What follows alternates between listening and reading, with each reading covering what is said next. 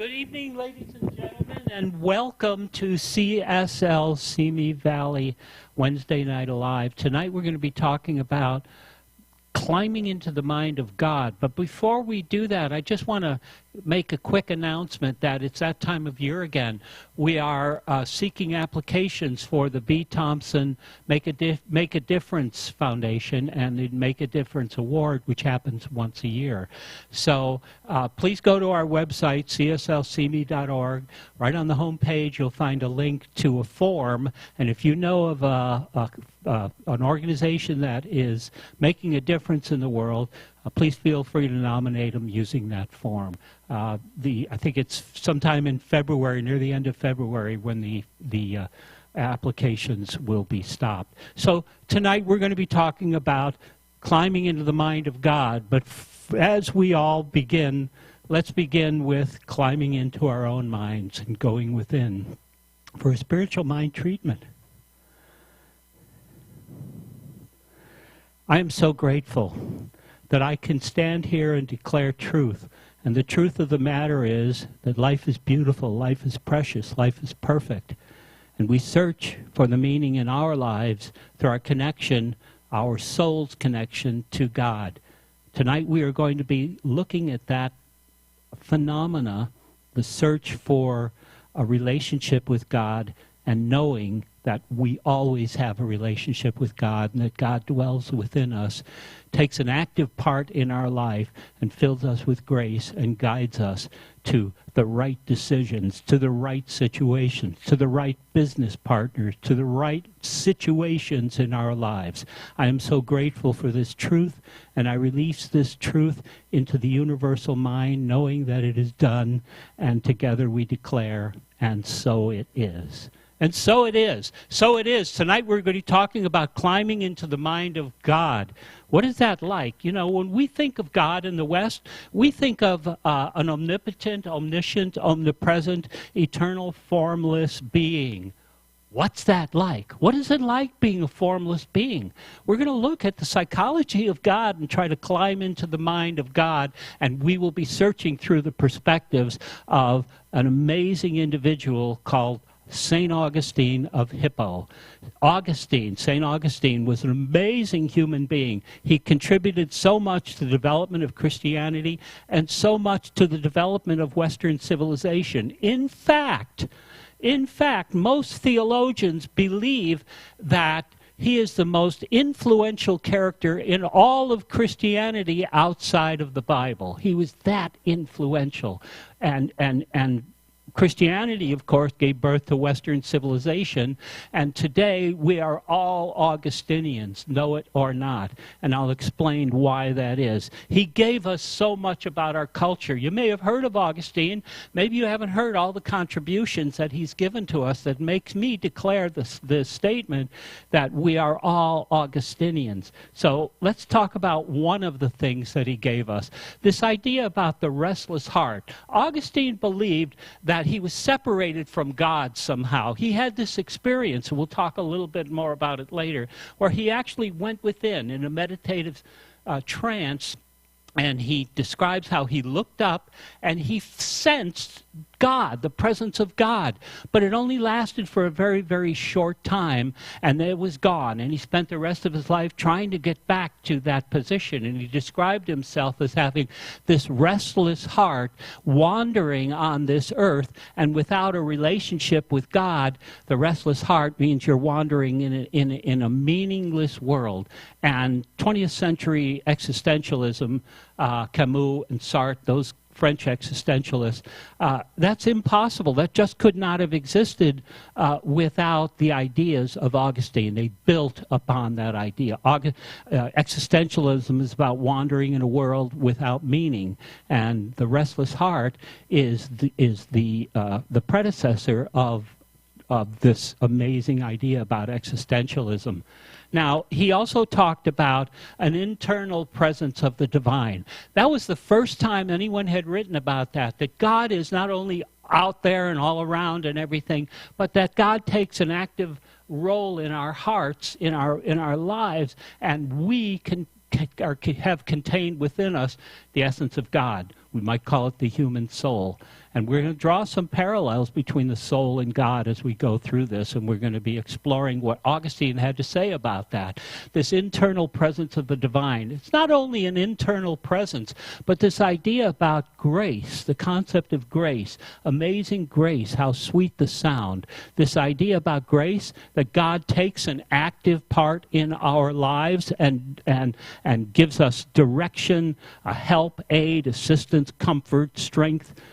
All of those things, that is a factor of grace, and it would not have existed without the idea about that came from the really amazing mind of Augustine, the idea of grace. He also talked about free will and predestination. Now, some of you may have heard of Calvin, who in the, I believe it was the 18th century, came out with this idea about God is condemned us to hell or will raise us to heaven. That doesn't matter what we do, that we are predestined. Well, he got that from Augustine, but he changed it a bit because Augustine didn't feel that way. He said, yes, there's free will. Augustine read a lot of the Greeks, and he talked about Aristotle's opinion about that. That was choice, called choice. But this was the first time anyone had ever made the link between free will and the soul. He was very focused on the soul in this effort to try and find out what is it like to be an eternal, formless being, and what is the relationship between the soul and God. We'll talk about that. So there's a difference in the predestination. He believed we were predestined to go to heaven or hell. But the only reason that is true is because God is omniscient. God knows everything. And so God knows what kind of choices we're going to take. Now, Calvin kind of changed that a bit and said it doesn't matter what kind of choices. You're going to heaven or hell, whatever. You know, God's already made that decision. So he kind of switched around Augustinian philosophy. So you can see he is the basis of Calvinism, among many other things, like, for instance, expressionism.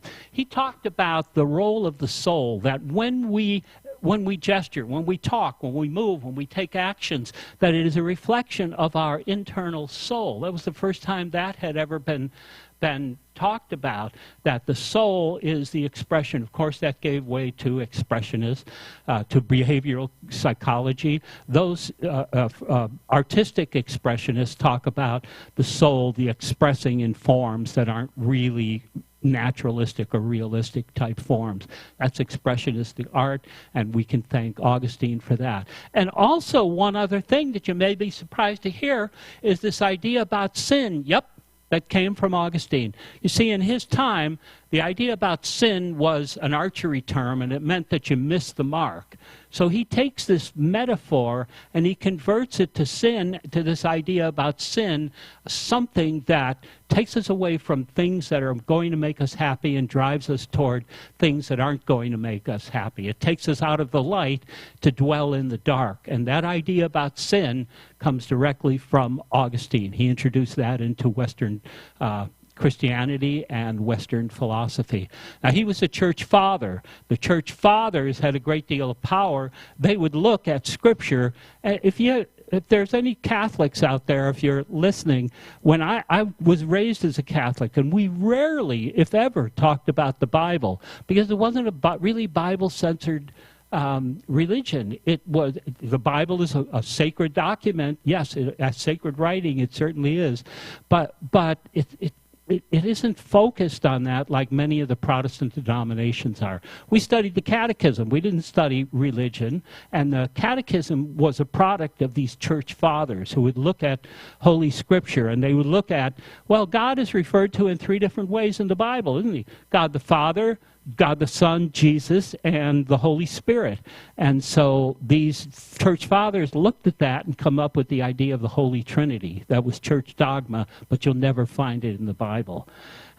He had a kind of an interesting relationship with the Bible. We'll talk a little bit about more about that. I want you to look at this map here in the background, and down here over on this right-hand side, That's the Sahara Desert, to give you kind of an idea about what we're looking at. And in the time of Augustine, he lived from 350 to 434, so 84 when he finally shuffled off his mortal coil. He had a nice long life, but he grew up in North Africa, which at that time was a part of the Roman Empire. The Roman Empire is fading away. The Vandals had already sacked Rome. The Holy See had been moved from Rome to Milan. And there were a lot of changes going on in the Roman Empire. And the Roman Empire at that time, of course, because of Constantine, was a Christian empire. And they broke up parts of the Roman Empire into what are called dioceses. And he lived in the Diocese of Africa. Now, today, the Sahara Desert had moved a lot further north, but back in the day, this area here was fertile ground, and this area he grew up in, which is what today we'd call Algeria, in this area, this was the grain belt for the Roman Empire. This fed the Roman Empire, and the land was very fertile, so it was very important to the Roman Empire, this area here. It was also, as it turned out, the Bible Belt. The Bible Belt. You know, you think of it as Iowa or something like that. The Bible Belt, and in the early Christian days, the people who were really Christians, Orthodox Christians, those folks, had a lot of rules, and the church hierarchy imposed a lot of rules upon people, and that just didn't sit with Augustine. If you didn't do this, you were going to hell. If you didn't do that, you were going to hell. He really rejected all of that stuff, and his mother, by the way, was a woman named Monica. The Catholic Church refers to her as Saint Monica, and there's a city here in Southern California named Santa Monica that's named after Augustine's mom. So she was a devout Christian. His father was a pagan. And she prayed, and she tried to convince him to embrace the Christian faith. And he was a little skeptical. Now, I can tell you that, so this is about the life and times in a fading empire. He wrote something years later, not in the early stages, but he wrote something called the Soliloquies. Now, that word had never existed before. You ever hear of Shakespeare's soliloquy? That's from Augustine. Augustine writes this book called the Soliloquy, and he apologizes at the very beginning of it because he's apologizing because he had to make up a word to describe this internal discussion between himself and what? Well, we don't really know. It's something called, a character called reason with a capital R. So this is Augustine carrying on this internal discussion, it seems like, with reason. Maybe that's himself, maybe that's some divine entity. We're not really sure. That's left to interpretation. But this idea about a soliloquy, an internal talk with oneself, comes from Augustine, and of course Shakespearean plays are resplendent with the idea about soliloquies. So he came up with that idea. And so in the book, he's talking about, reason, this character asks him, what is it you want to know? And his response is, I want to know God and the soul. This idea about the connection between God and the soul was a key part of Augustinian philosophy, and was a question that drove him to seek wisdom, philosophy. As a matter of fact, he came up with the idea because he was trying to understand the nature of God, and he was wondering if can religion be philosophically satisfying? That's what he asks in the idea of the soliloquy. But it didn't start there. That question came much earlier. When he was 19, first of all, he was being groomed for greatness, right? He was being groomed for leadership positions. And one of the things that leaders in those days had to have is great oration skills. They had to be rhetoricians, and I guess only orators can say the word rhetoricians because it's really difficult for me to say. So anyway, he comes across the works of who? Of Cicero. Cicero was a Roman philosopher that lived about 300 to 400 years before Augustine did, and he wrote a great deal about oration, but he also wrote something called the Hortensius. And the Hortensius was this work that at 19 years old, Augustine comes across this book, and he's blown away because the Hortensius by Cicero was an exhortation to do philosophy, to engage in the love of wisdom. That's what the Greek word philosophy means, is love of wisdom. So he comes across this amazing book by Cicero, and he talks later in his landmark work, The Confessions, which is 22 volumes long. Took him 4 years to write it. And he talks about his encounter with this book that changed his life. He felt this urge to do philosophy. Why? Because he was wondering if religion can be philosophically satisfying. And he comes across Cicero and he said, wow, that's just amazing. That blows me away. So he says, searching for wisdom. That's what philosophy is. That's what this exhortation, the Hortensius, was all about. And so he goes out on a quest of searching for wisdom. And the first place he looks is the Bible.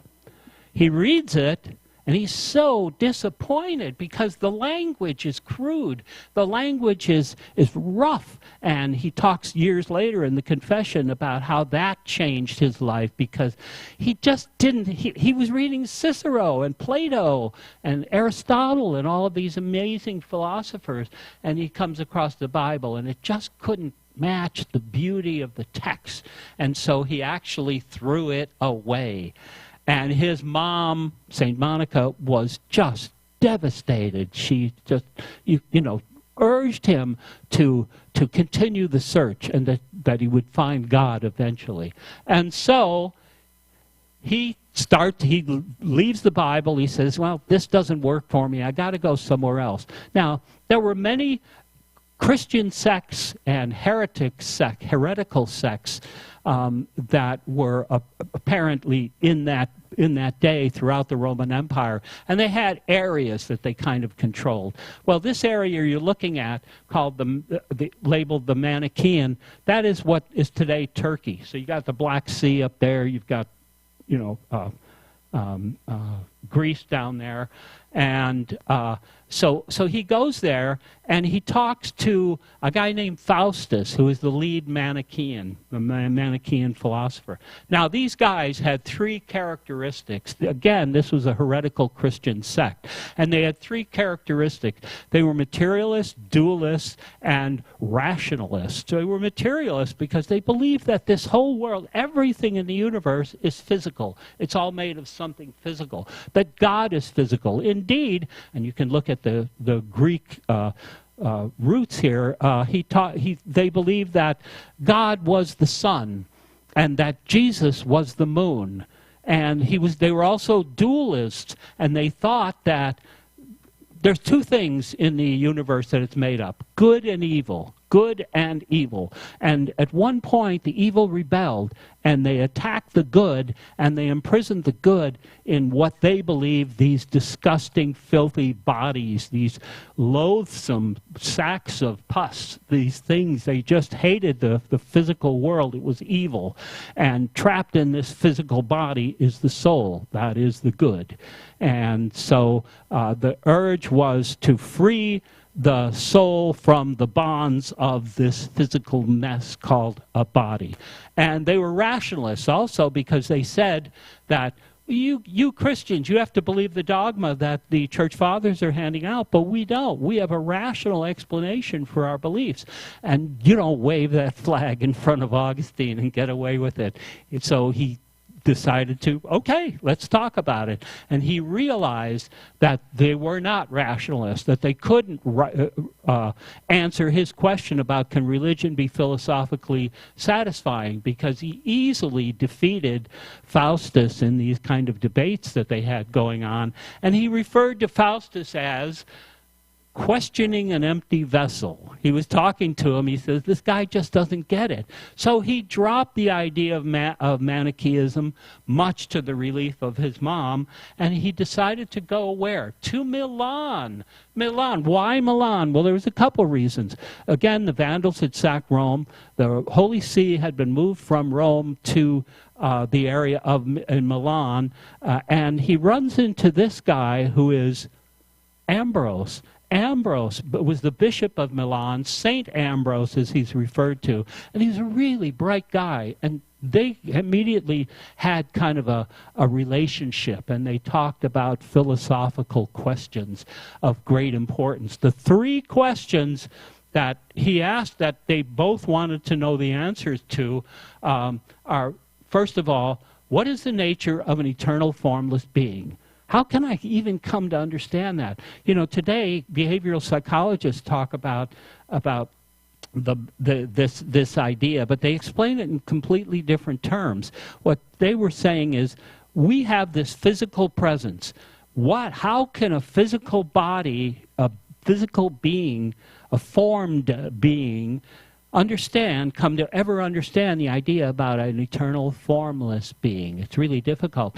We can't even really understand our own subjective nature of life, our own experience of life. We can't even explain that, much less understanding the nature of an eternal formless being. So that was one of the questions. The other was this idea about omnipresence. So he asked about, how can God be everywhere? Is God like water in a sponge? But that really can't be right, because you're trying to explain a non-spatial being in spatial terms. And somehow that doesn't work. So how do I come to understand that idea about an omnipresent God? Is it here and here and here? Well, it's too spatial. And the last was the question of unde mal, which is, whence comes evil? What is the nature of evil? Where does it come from? And he talked about the idea, he used a metaphor of a hole in a blouse, where there is an actual hole. Sin is the absence of good, and evil is the absence of good. And the hole itself in a shirt has no meaning, but that's the sin. So sin in and of itself and evil in and of itself has no meaning. It is just the absence of good. So eventually that's kind of where he ended on that. And so Augustine and him are having these discussions, and they said, let's go talk to these group of philosophers called the Neoplatonists. And they did, and he found out they were the most intelligent people he had ever run into. And for the first time in his life, he thought that maybe there's a chance that I can rationalize religion, that I can use philosophy to understand religion. And that just all kinds of lights came up. Remember, he had this experience of trying to read the Bible, and it was very unsatisfying from a philosophical perspective. And so he finally found some people who maybe could give it the right idea. So what was the right idea about how to come to know this God, how to come closer to answering those questions? Well, he had to point to something called Platonic knowing. Remember, he was a big fan of Plato. He had read a lot of stuff about Plato. And we can know things that we don't experience. Plato and Aristotle disagreed on this. Aristotle said the only way you can know something is if it's a physical thing and you can experience, and Plato said, no, there's another way of knowing something. And these two opposing ideas are the idea about sensible versus intelligible. I can see something and I can experience something with my senses, and that's one way of knowing something, and that's how Aristotle looked at knowing the world. But Plato said there's something else called intelligible, and it's knowing some idea. We'll get into a little more about Plato's ideas about forms. And he said, basically, that you know something with a key Platonist metaphor called the mind's eye. These are something that you can know. For instance, it's not imagination, because you can imagine, well, like a unicorn, you know, because you've seen graphical representations of unicorn, but I'm pretty sure you haven't actually seen a unicorn. So your imagination can think up a unicorn, but intelligible is something else. It's about knowing, for instance, knowing the nature of God. It's something that is ineffable, something that is beyond our ability to know things through senses, and we know those kind of things by using the mind's eye. In another slide or two, I'm going to talk a little bit about Plato's forms, because it played a key part in the awakening of Augustine. But before I do that, and we've talked a lot about Plato, I want to talk to you about this guy. His name is Pythagoras, and he lived around 600 BC in Greek. And if you talk, many of us, the idea of high school, when we're in high school math, we learned the Pythagorean theorem that the hypotenuse of a rectilineal triangle is equal to the square root of the sums of the other two sides. A squared plus B squared equals C squared. So what he talked about was this idea of a physical rectangle. We can make physical rectangles, right, with a right angle, and we can do all that. And but this idea about every physical triangle that was ever made is imperfect. But what is perfect is the idea of this. And actually, he talked about eternal truth, and he said, again, this was a religion, and if you asked him if he was if he was a mathematician, he wouldn't have known what you said, because at that time it was all philosophy. It hadn't split out into mathematics or science or arts or all of that sort of thing. It was all philosophy. So he saw himself as a philosopher, and he created the religion of the Pythagoreans. To become part of this religion, they would give you a picture of a form, like a circle or a triangle or a square or something, and they would give you 5 years to contemplate it. And during those 5 years, you were forbidden to utter a word at all. And at the end of the 5 years, they would take you in a room and they would ask you about the form. And based upon your response, you were either in or you just wasted 5 years of your life, I suppose. Again, I can't keep quiet for 5 seconds. I tried it before and it never worked. See, I told you. Doesn't work. So anyway, it was a big commitment, and this guy was what we would refer today as a religious figure. We only see him as a mathematician, but he saw himself as a great deal more than that. Consider this. He believed in the idea of the sacred form. So you've got a circle, right? Circles are, in ancient history, we hear about sacred circles, sacred drum circles, sacred this kind of circle. The Ouroboros, you ever see an Ouroboros? That was the circle, the snake in a circle swallowing his own tail. So that goes toward the idea about eternal, and life goes on, and life and death, and this circle that goes on forever and ever. Furthermore, if you take a look at the idea about a circle, well, you've got a circumference, and you've got a center point, and you've got something called the radius, which connects the center point to any point on the circumference, and all points on the circumference are equal distant. Like we are all points on the circumference of God.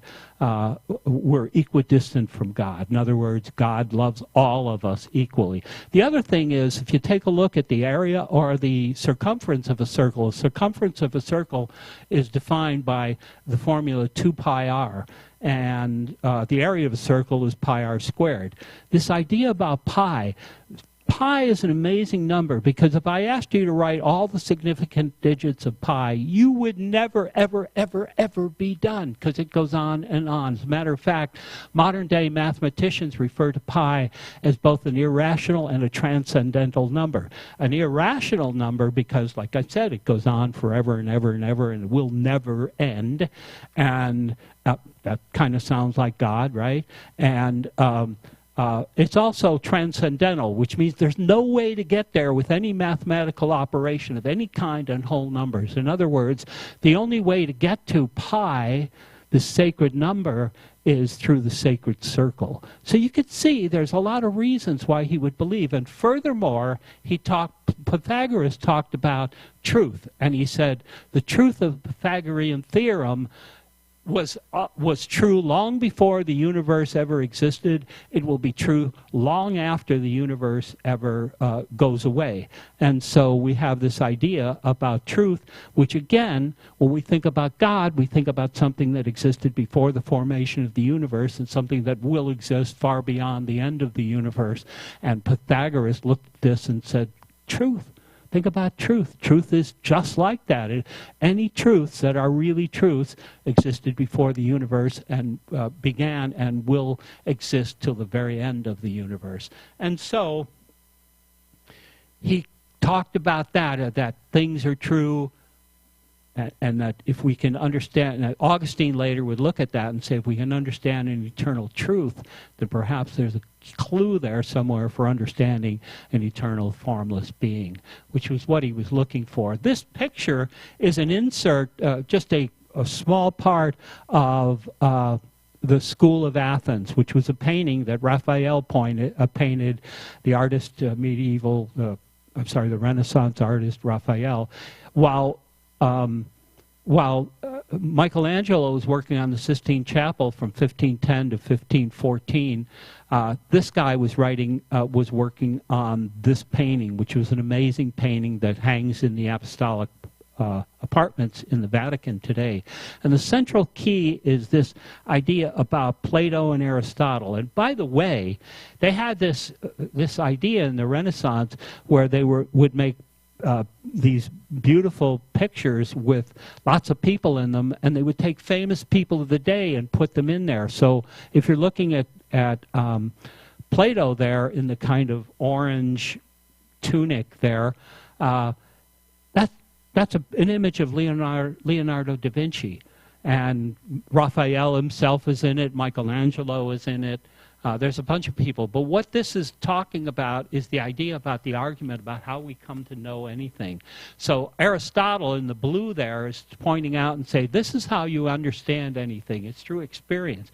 Plato said, no, it's not. Yes, you can understand that, but there's another way, and it's this idea about forms and intelligible, sensible, that sort of thing. That there's this universe, a universe that consists of chairness and tableness and speakerness and me-ness and all of these sorts of things that also contain the essence of goodness and love and all of those qualities, and all the non-likable qualities. And so this physical universe was just a reflection of the truth of this intelligible universe. And that was something that Aristotle just disagreed with it. But he did talk about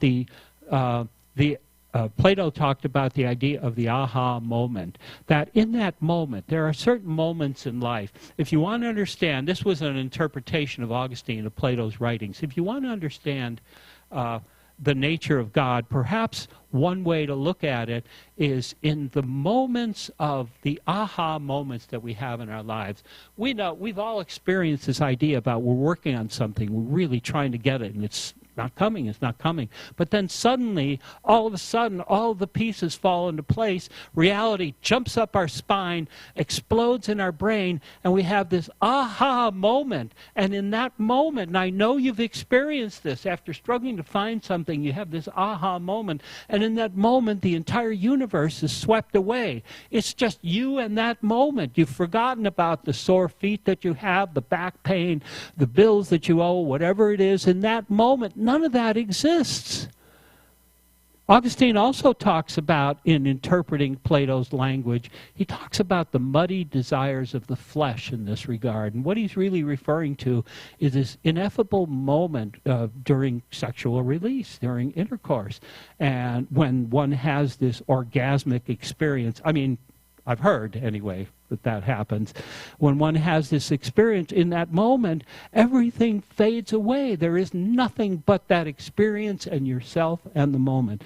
And he said, if we can experience those kind of things, that gives us a small, small insight into experiencing the nature of God. And so you can see the influence of Plato over the Augustinian writings. And also, so we look at Augustine there, and he looks back through ancient philosophy of the Pythagoras, Plato, Plotinus. Plotinus was maybe about 100 years before Augustine. And what he did was he looked back through history, he looked at all the writings of Plato, and he put them all together, he systematized them, he categorized them, he commented on them, and he released to the world this body of work known as Neoplatonism. So we talk about Kant in there. We talk about the world of Plato, that Plato talked about the world of forms, that there's the physical chair, but there's this other unseen universe that is the idea of chairness. Well, Kant talks about, in his critique of pure reason, he talks about the phenomena and the noumena. The phenomena is the chair. The noumena is the idea of the chair. And the idea of the chair is perfect, but every single one of these chairs is different in some way. They all have imperfections. Maybe a thousandth of an inch off on a certain curve or something. So they're not perfect, but the idea of chairness is certainly perfect because it exists in the mind and it exists in the mind of God. Now, this is, we're going to go over a couple more of those things.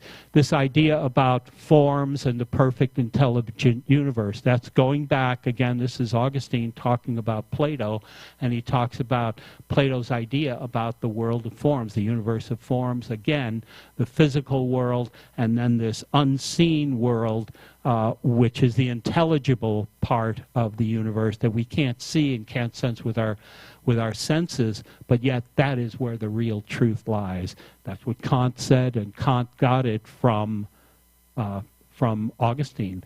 Augustine was a major influencer of a lot of these people. Coleridge, Samuel Coleridge called about something called a willing suspension of disbelief.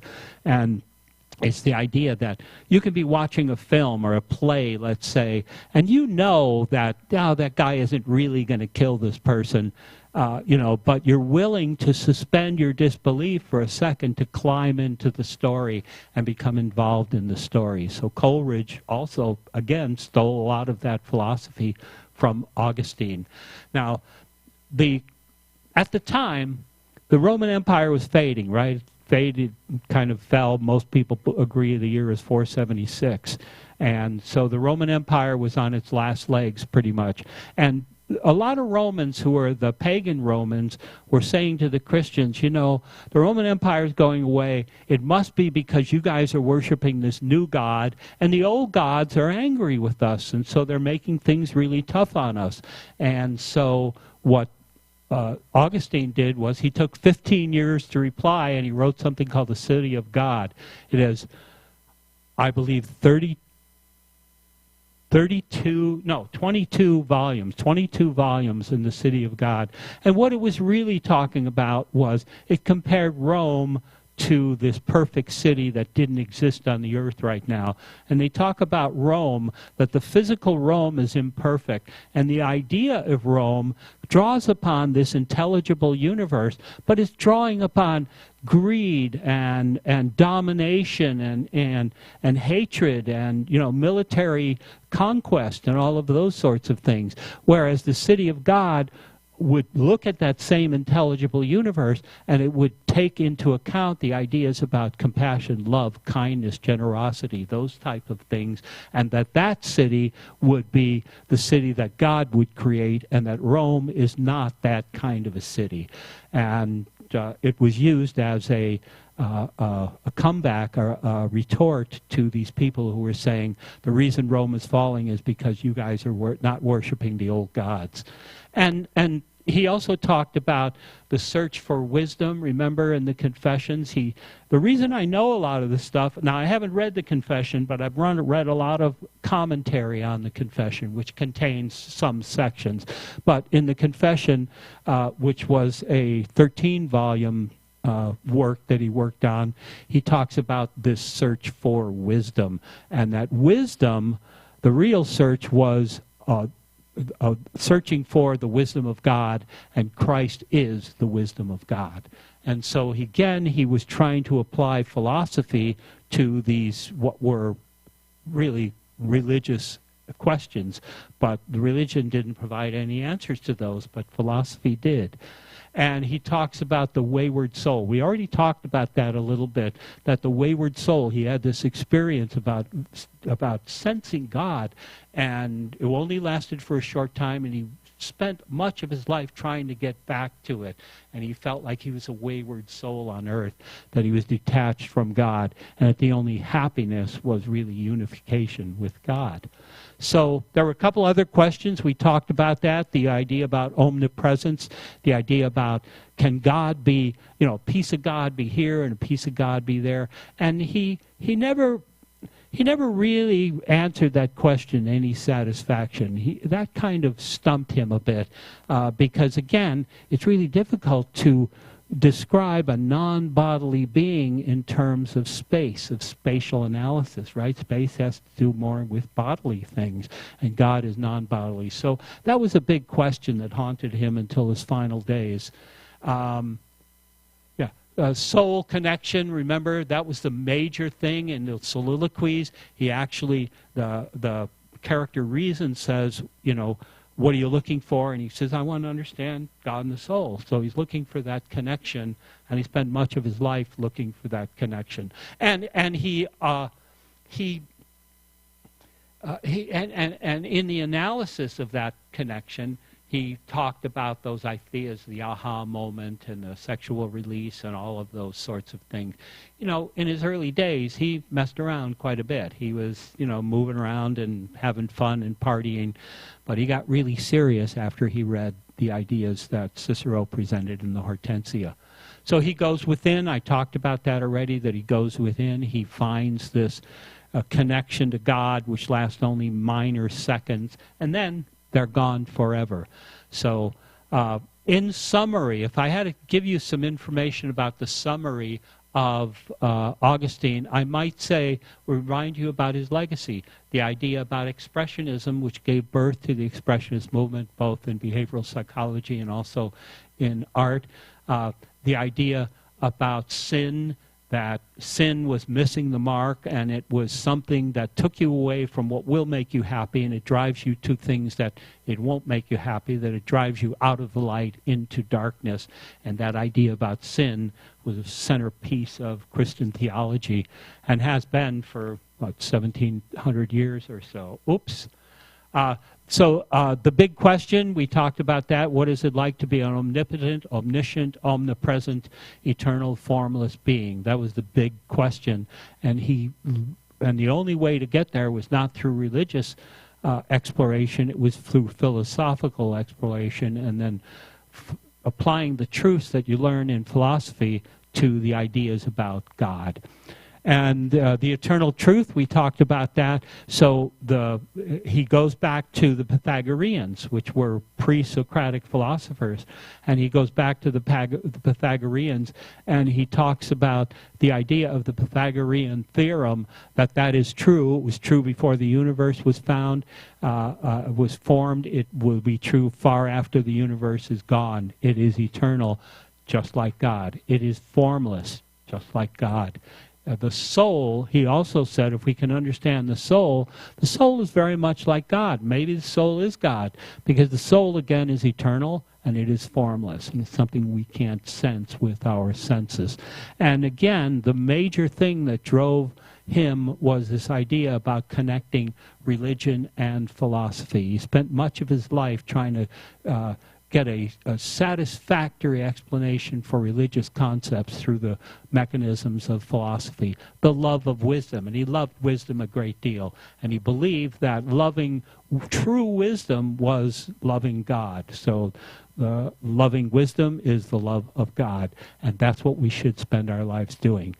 That's about all I've got for tonight on Plato. I hope that this was entertaining, maybe informational, and for some, who knows, life-changing. Thank you so much for being here this evening. And we've run out of things to say, and as it turns out, we're running out of time as well. I want to thank you all. God bless you for being here tonight. And I'm going to close with another treatment. So we go within. In this time tonight, we go within, and we feel the presence of God, a deep presence, and an indication that God takes an active role in our lives. I am blessed by that active role. I am blessed by God's grace. We are all blessed by God's grace. We stand here tonight in the grace of God, in the love of God, and we come here tonight with questions, and we leave with perhaps even more questions. And what we have learned and accepted tonight is the idea that we are always and forever connected to the divine love of God. I'm so glad for these truths. I speak these truths loudly. I affirm these truths. And together we say, and so it is. Thank you so much for being here tonight. God bless you all. Mwah.